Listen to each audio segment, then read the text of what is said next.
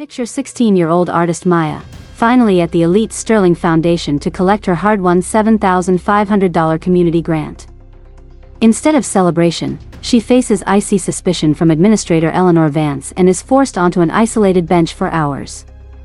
Then, the sickening twist, Maya overhears Vance plotting to stall her vital funds, seemingly sacrificing the community project to appease wealthy donors and their vanity causes. Feel the outrage boil as fairness is sidelined by hidden agendas. What will Maya do? The air inside the Sterling Foundation's lobby was different, chilled, rarefied, smelling faintly of lemon polish and old money. 16-year-old Maya Rodriguez clutched the worn strap of her canvas messenger bag, the crisp acceptance letter and the attached $7,500 grant confirmation inside, feeling like both a shield and a target. This wasn't just money, it was paint, canvas, projectors, workshop supplies, the lifeblood for the Mirrors of Meridian community art project she'd poured her soul into proposing. Winning the Sterling Spark grant felt like cracking open a door into a world usually sealed off from her neighborhood, a world symbolized by this imposing glass and steel tower downtown. She approached the monolithic reception desk, its surface gleaming like black ice. Behind it sat a receptionist who offered a smile as thin and brittle as spun sugar. "Maya Rodriguez," she announced, her voice steadier than her pulse. "I have an appointment regarding the Spark grant. I'm here to finalize the disbursement." The receptionist murmured into an intercom, then gestured towards a waiting area dominated by severe leather armchairs and abstract sculptures that looked vaguely hostile. "Ms. Eleanor Vance will be with you shortly." Maya perched on the edge of a chair that felt designed to discourage comfort. Minutes stretched, measured by the almost imperceptible hum of the building's climate control. Finally, a woman emerged from a frosted glass door, moving with the clipped precision of someone whose time was infinitely more valuable than Maya's.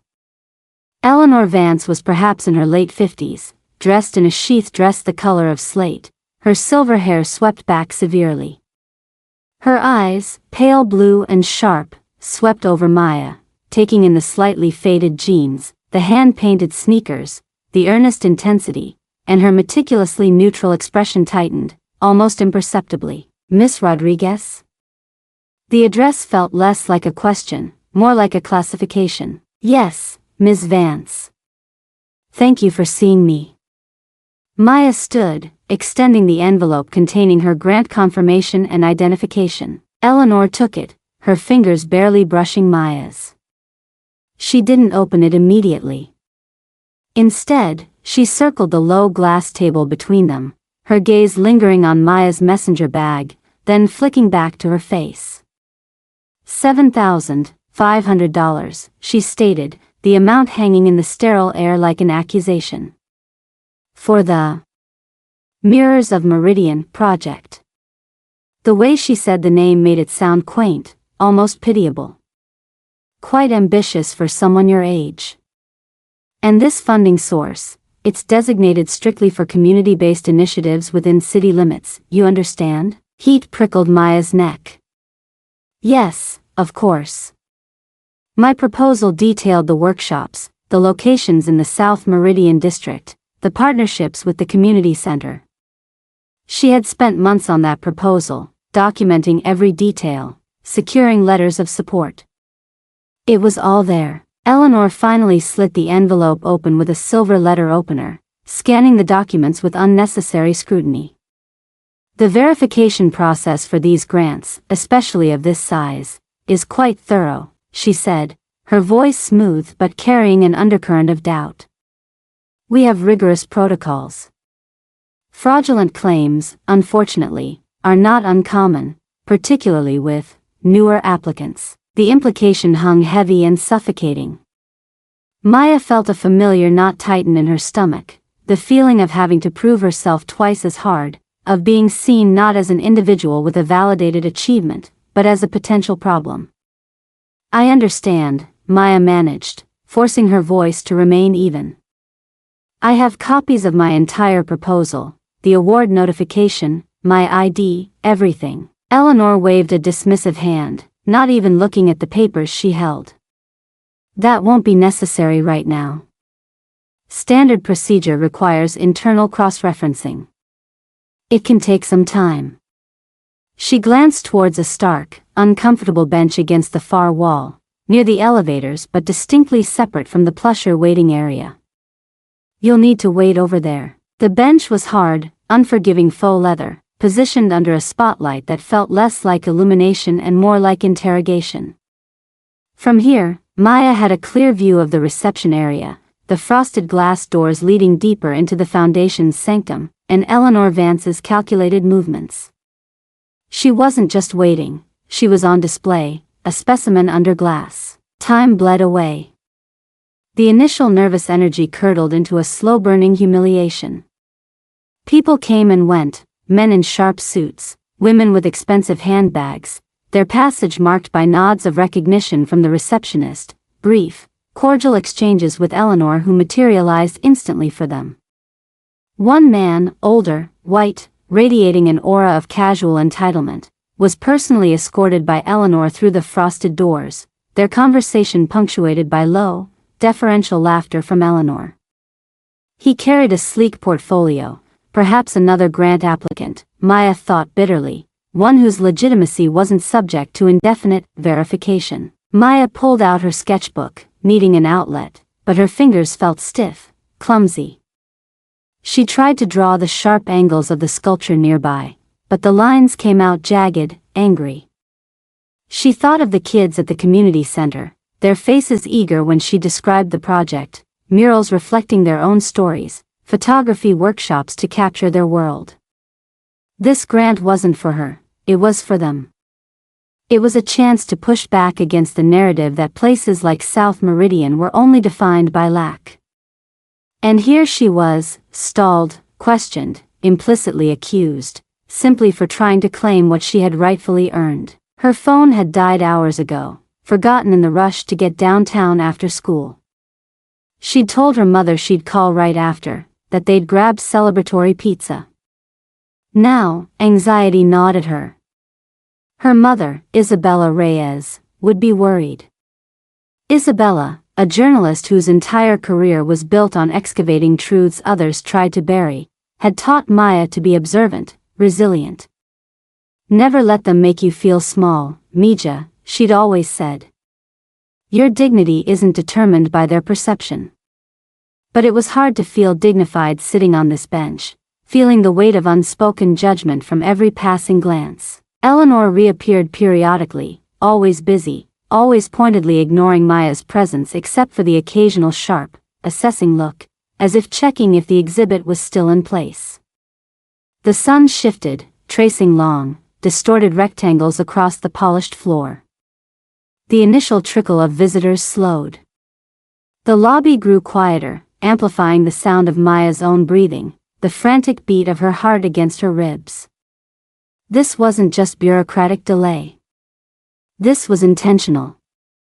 This was a message: you don't belong here. The silence stretched, becoming its own form of pressure. Maya's initial anger had cooled into a weary resignation, edged with a growing unease. Why the excessive delay? What was Eleanor really doing behind those frosted doors? She watched Eleanor return to her desk near the back, partially obscured by a structural pillar.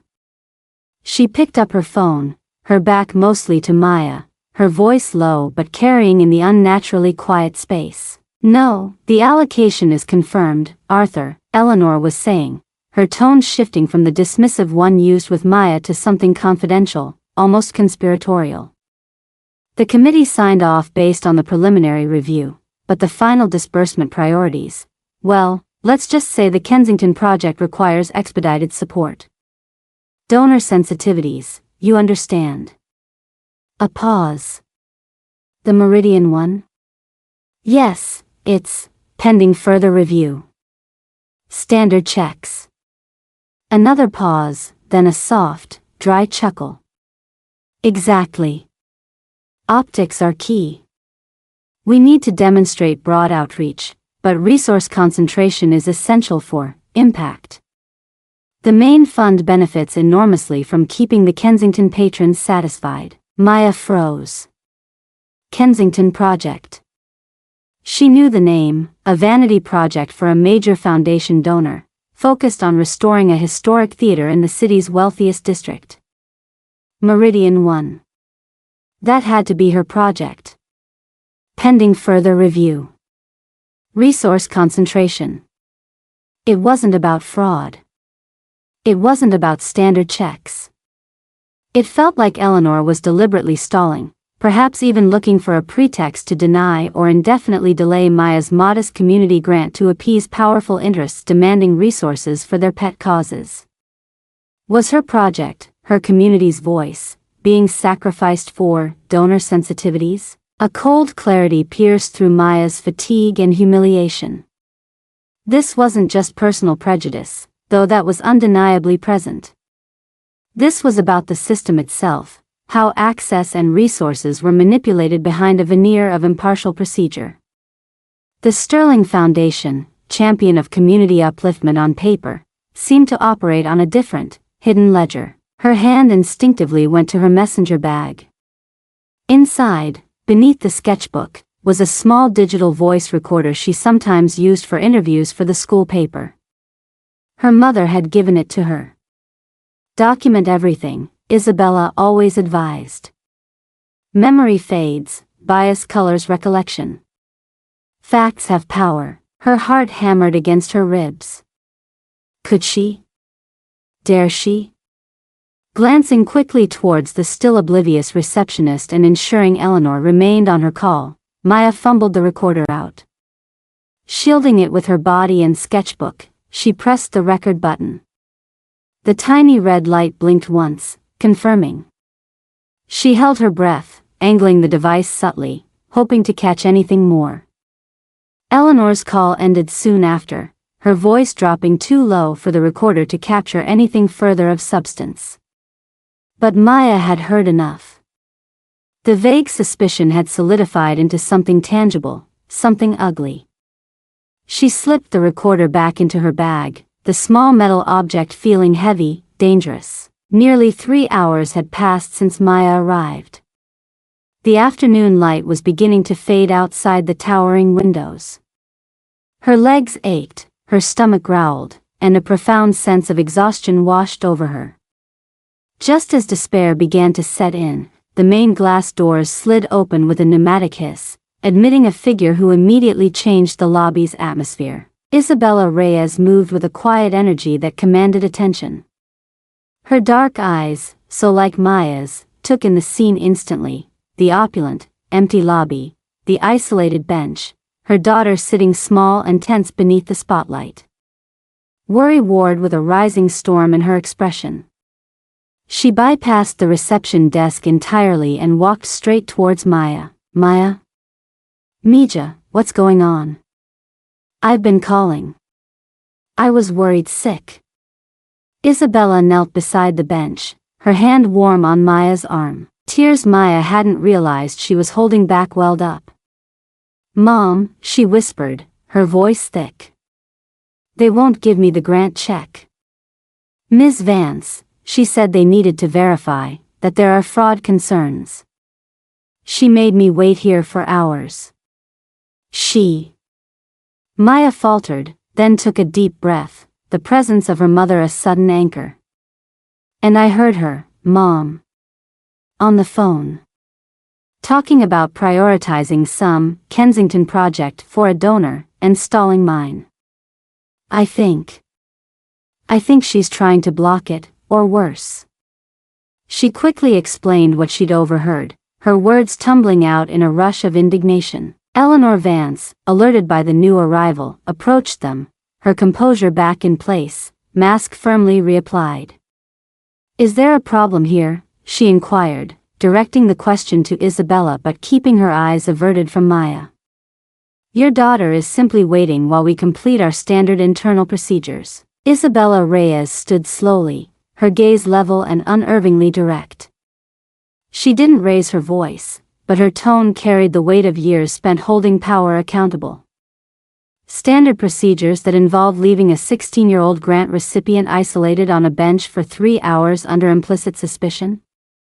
Standard procedures that involve discussing the reallocation of designated community funds to appease donors over the phone within earshot of waiting applicants? Eleanor's composure flickered. A faint flush crept up her neck. I believe you are misinterpreting. I don't believe I am, Isabella interrupted, her voice dangerously soft. My name is Isabella Reyes. Perhaps you've read my work. I specialize in institutional transparency. Or the lack thereof. The name hung in the air, clearly registering with Eleanor, whose eyes widened almost imperceptibly. The air crackled with unspoken threat. My daughter earned this grant through a competitive, documented process approved by your committees. Any suggestion of fraud is baseless and offensive. And any discussion of deliberately deprioritizing approved community funding for political reasons, Isabella continued, her eyes narrowing, is something the public, and perhaps the Foundation's board, might find extremely interesting. Eleanor stammered, momentarily losing her icy control. This is a misunderstanding. There are complexities. Then perhaps you can clarify them, Isabella said, her voice still quiet but relentless. Starting with processing my daughter's grant disbursement. Now, the standoff hung in the air, thick and charged. Eleanor Vance, visibly shaken by the unexpected appearance of Isabella Reyes and the implied threat of journalistic scrutiny, seemed to deflate. The carefully constructed facade of institutional authority crumbled, revealing the brittle mechanism of gatekeeping beneath. Without another word, but with ill-concealed resentment, she turned sharply, retrieved Maya's paperwork from her desk, and processed the grant check with brisk, almost violent efficiency. She slid it across the reception counter towards Maya, avoiding eye contact. Your grant, she stated flatly. Maya took the check, the paper feeling strangely anticlimactic in her hand. It was just a piece of paper, yet it represented so much: struggle, validation, hope, and now, the bitter taste of this confrontation. Isabella placed a protective arm around Maya's shoulders. Thank you, she said to Eleanor, her tone conveying no gratitude whatsoever. Rest assured, Ms. Vance, I will be following up on the Foundation's internal procedures and funding priorities. Thoroughly. They walked out of the Sterling Foundation, leaving the chilled air and polished surfaces behind. The heavy glass doors slid shut, muffling the sounds of the city outside. As they stepped onto the bustling sidewalk, the late afternoon sun felt warm on Maya's face, a stark contrast to the artificial coldness inside. Neither spoke for a few moments, the adrenaline slowly receding, leaving a residue of weariness and unresolved tension. Maya looked back at the gleaming tower, a monument to power and influence, now tainted by the ugliness she'd witnessed and experienced. Did we win, Mom? Maya asked quietly, the check feeling heavy in her pocket. Isabella sighed, pulling Maya closer as they walked. We got the check, Mija. Your project will happen. That's a victory. But what happened in there? She paused, choosing her words carefully. It's rarely about just one person like Ms. Vance. She's a symptom, maybe a gatekeeper protecting something larger, more ingrained.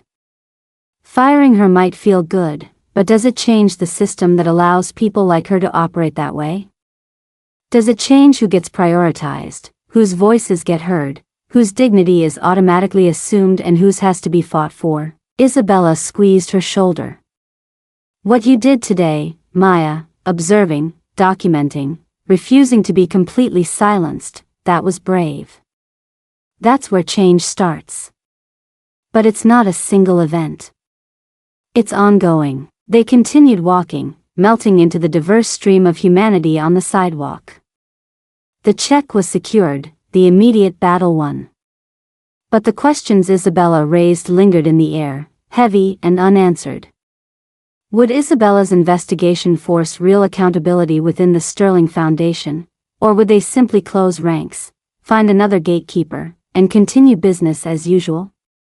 Was Eleanor's prejudice and manipulation an anomaly, or the quiet, accepted norm in places like that? Maya thought about the voice recorder still tucked in her bag, the hushed words about donor sensitivities and resource concentration. She had the check, but she also had a glimpse behind the curtain. The responsibility of that knowledge felt immense. What now? Was it enough to build her art project, to create those mirrors for her community? Or did everyone, have a larger role to play in demanding that institutions like Sterling truly live up to their stated ideals, ensuring that the dignity of every person, regardless of their background or zip code, was not just a platitude, but the unshakable foundation of their actions? The city buzzed around them, indifferent, yet full of stories waiting to be told, systems waiting to be challenged. The ending felt less like a conclusion, and more like a beginning.